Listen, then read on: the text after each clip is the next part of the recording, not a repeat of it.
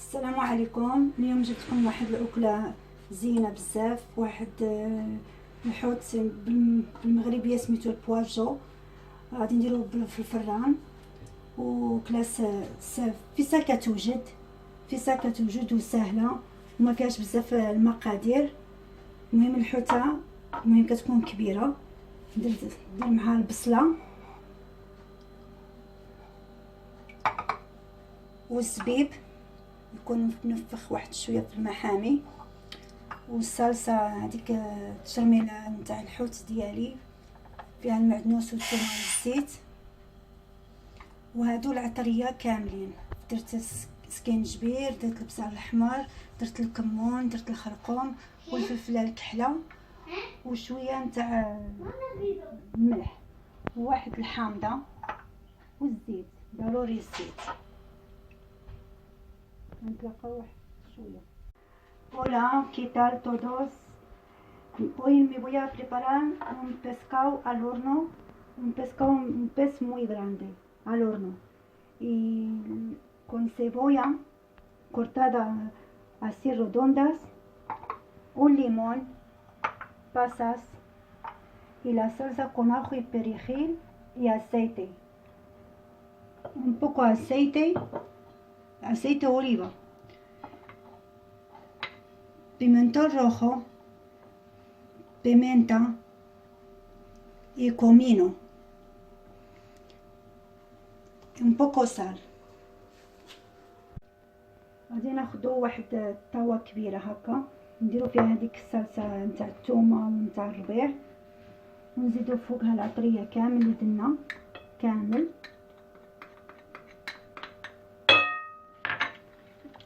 ونخلطو هكا مزيان حتى تدخل كامل هذيك العطريه مع الزيت ومع هذيك الصلصه مزيان.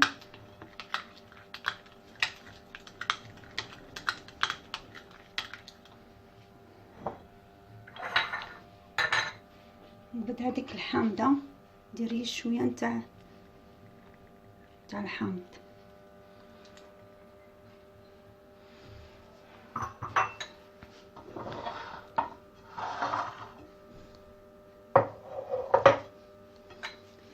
نبدا هذيك الصلصه هذيك الشرميله اللي درتها كامل وندخلها مزيان في الحوت داخل مزيان.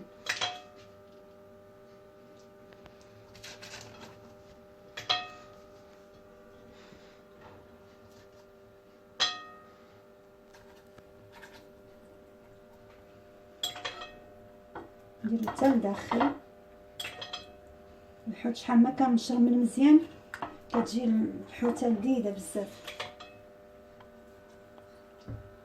شحال ما وشتيها من قبل تخليها شويه تدخل هذيك الصلصه، الحوت يجي زين بزاف.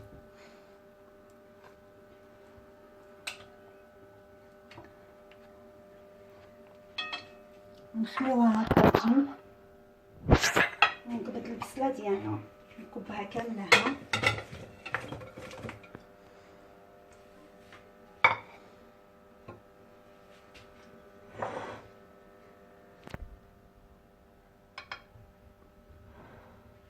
ناخد الزيت غير شويه، ونولي عاوتاني ندير شويه الحامض في البصله، غادي نولي نخلطهم مزيان، تدخل هذيك التشرموله عاوتاني في البصله مزيان.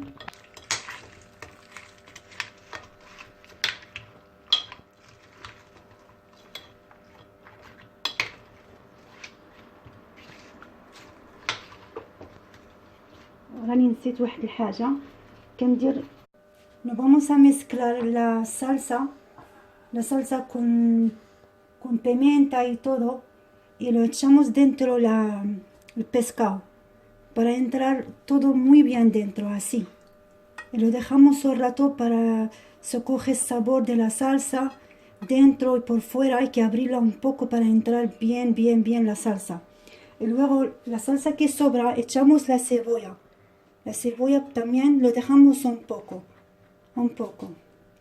y también puede echar un poco aceite, luego un poco agua no mucho, así, medio vaso. Lo mezclamos otra vez.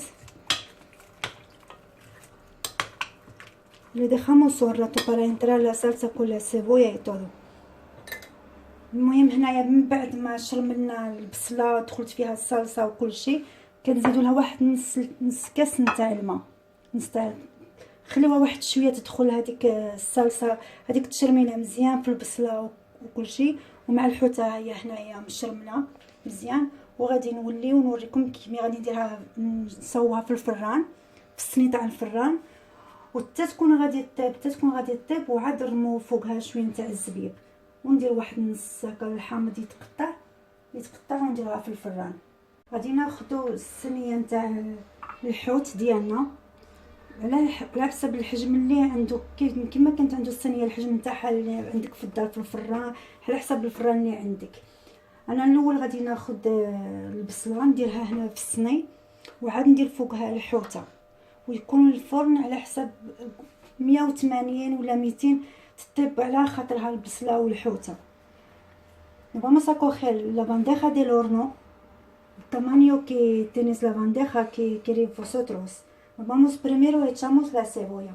غادي ناخذ هكا الريد ديالي معليش هكا، نسرحو البصله على حسب اللي بغيتي، على حسب الذوق ديالك. كبدو هكا كامل.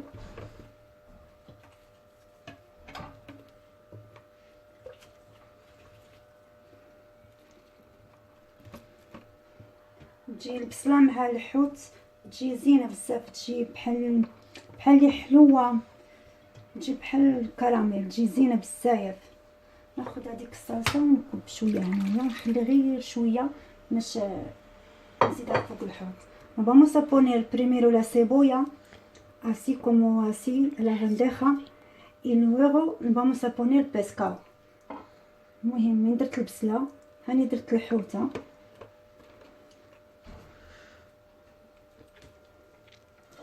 وهذيك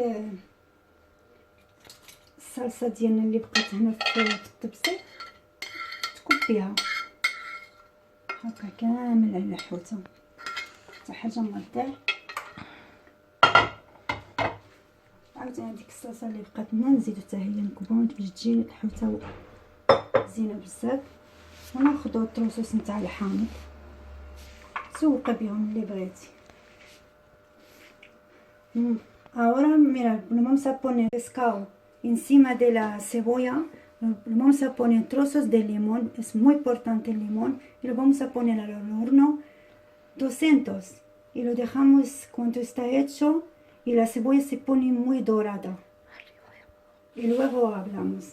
هذا هو البلاطو النهائي نتاع الحوته ديالنا، جات في الفران غزاله ولذيذه مع البصله والزبيب والحامض، كتجي لذيذه بزاف.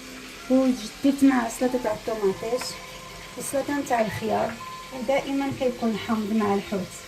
Este plato del pescado con pasas y con limón está riquísimo. Y he puesto ensalada de tomate normal y una ensalada de pepino y siempre a ponerle.